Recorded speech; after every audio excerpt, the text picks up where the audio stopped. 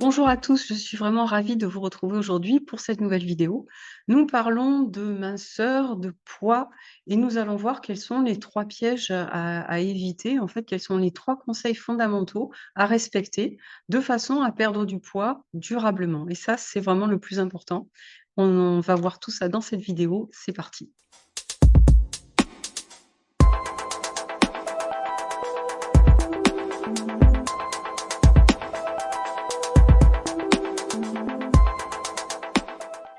Alors, vous le savez, vous l'avez peut-être déjà essayé de perdre du poids et c'est vrai que c'est pas évident, on a tendance à se priver et c'est vraiment le premier conseil à respecter, le premier piège dans lequel il ne faut pas tomber, il ne faut pas se priver. Si vous vous privez, il va y avoir, d'une part une privation physique et d'autre part une privation émotionnelle. La privation physique fait que vous allez vous sentir, mal, vous allez avoir faim, vous allez ne pas être bien, vous allez être fatigué aussi. Hein, on l'a remarqué quand on se prive, quand on essaie de suivre ce qu'on appelle un régime, eh bien, on se sent fatigué, on se sent pas dans son assiette et ça, ce sont des sensations qui sont pas agréables. Mais le plus ennuyeux, c'est que ça va vous pousser à aller vers des aliments gras, des aliments sucrés. Donc c'est complètement l'inverse de l'effet recherché, c'est-à-dire que plus vous allez priver votre organisme, plus vous allez le mettre en état de fatigue, plus il va inconsciemment aller vers des aliments gras, des aliments sucrés, parce que dans l'inconscient humain, eh bien, ce sont ces aliments-là qui sont identifiés comme étant ceux qui vont le plus vite vous faire retrouver votre énergie. Alors c'est vrai, hein, c'est sûr parce que, le gras et le sucré, ça apporte de l'énergie, mais malheureusement, ça apporte aussi, des graisses et du sucre en trop qui vont être stockés, donc qui vont finalement être contre-productifs par rapport à l'effet que vous recherchez. Donc premier conseil, ne vous privez pas. Le deuxième conseil et le deuxième piège à ne pas éviter quand on veut vraiment, perdre du poids, c'est vraiment il faut continuer à se faire plaisir.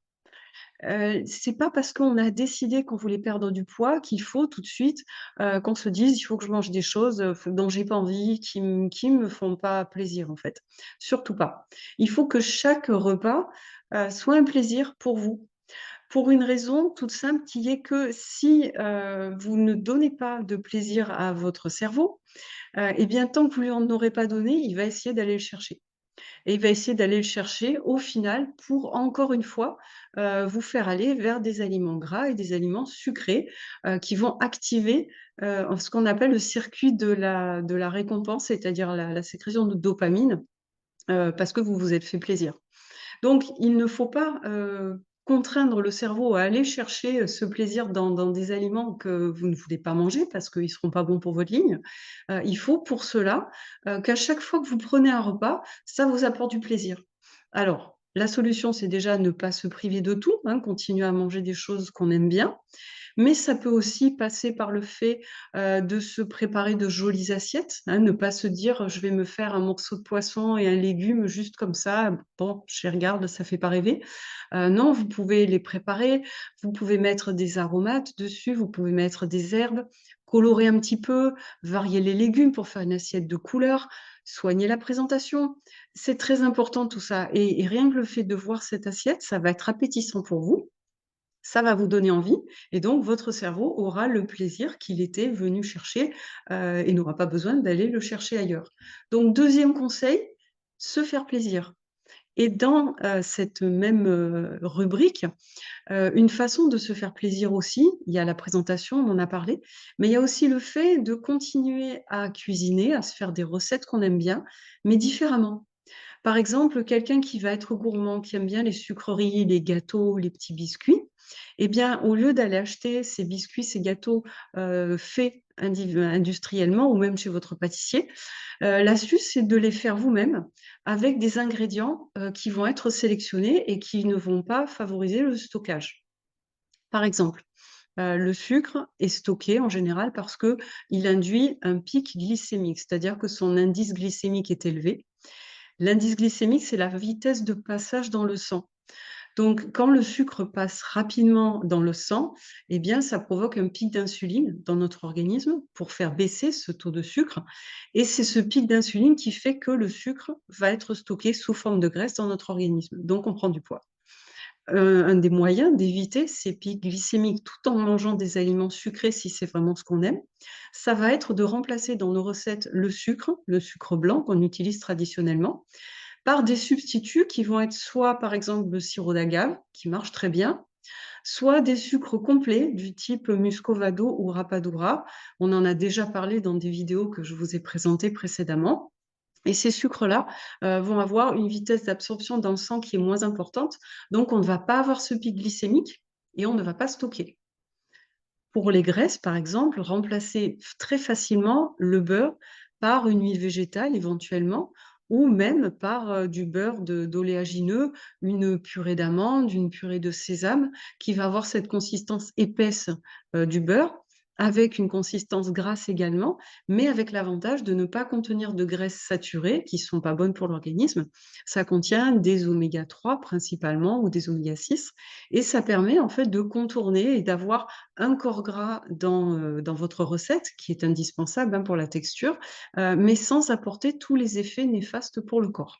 Donc ça permet, en fait, tout ça, de continuer à se faire plaisir, c'est-à-dire de prendre une recette classique et de commencer à s'habituer à remplacer certains ingrédients par d'autres. Et vous voyez que finalement, c'est pas si compliqué et au fur et à mesure que vous en ferez, vous vous rendrez compte que oui, ça se fait très facilement, et je peux remplacer, aisément mes corps gras ou mon sucre par d'autres types de corps gras ou de sucre qui vont être beaucoup moins néfastes, pour mon équilibre.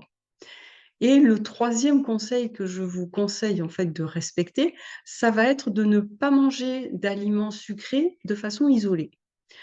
Vous avez envie d'un morceau de gâteau ou, d'un morceau de chocolat, ne le mangez pas comme ça isolément, entre 2 repas, pour toujours ce fameux pic glycémique dont on vient de parler.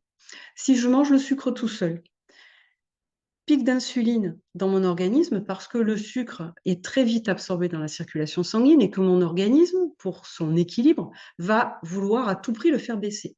Donc pic d'insuline et stockage sous forme de graisse.